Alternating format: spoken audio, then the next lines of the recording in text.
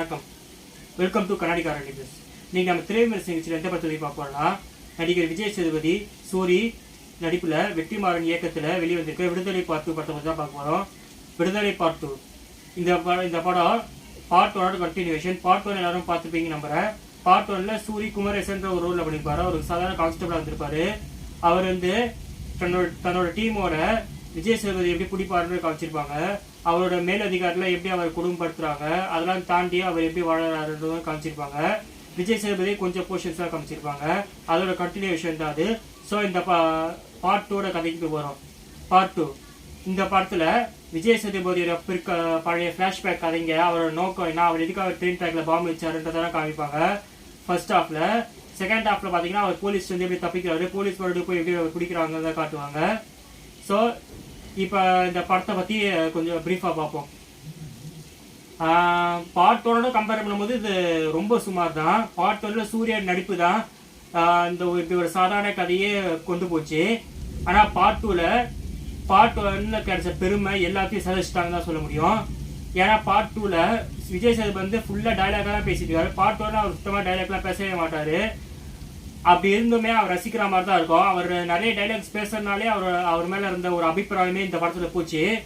சூரியக்கு வந்து பார்ட் 1ல பயங்கரமான நடிக்கிறதுக்கு சான்ஸ் இருந்துச்சு. பயங்கரமா நடிச்சு ரசித்திருப்பாரு.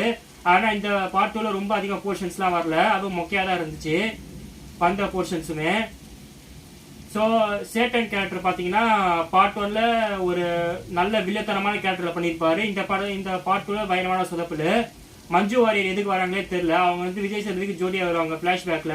அவங்க வரதும் ஒன்று வராததும் ஒன்று மாதிரி தான் இருக்கு. தேவையில்லாம அவங்களுக்கு மென்ஸ் ஹேர் கட்லாம் பண்ணி கஷ்டப்பட்டு கொண்டு வராங்க. ஒரு இம்பாக்டும் தரல அந்த ரோலு.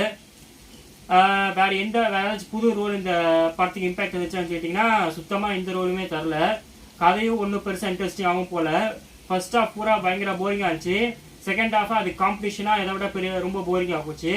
வேற ஒன்றும் கிடையாது.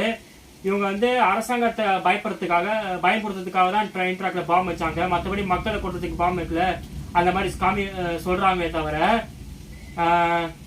அதுக்கு எதுக்கு ஒரிஜினல் பாம்பு இருக்குன்னு தெரியல. சும்மா ஒரு ஃபேக் பாம்பு வச்சு மிரட்டிருக்கலாம். இல்ல ஒரிஜினல் பாம்பு தான் வைக்கிறாங்க, அதை ஆக்டிவ் பண்ணாம வச்சிருக்கலாம். அதையெல்லாம் இவங்க யோசிக்கல.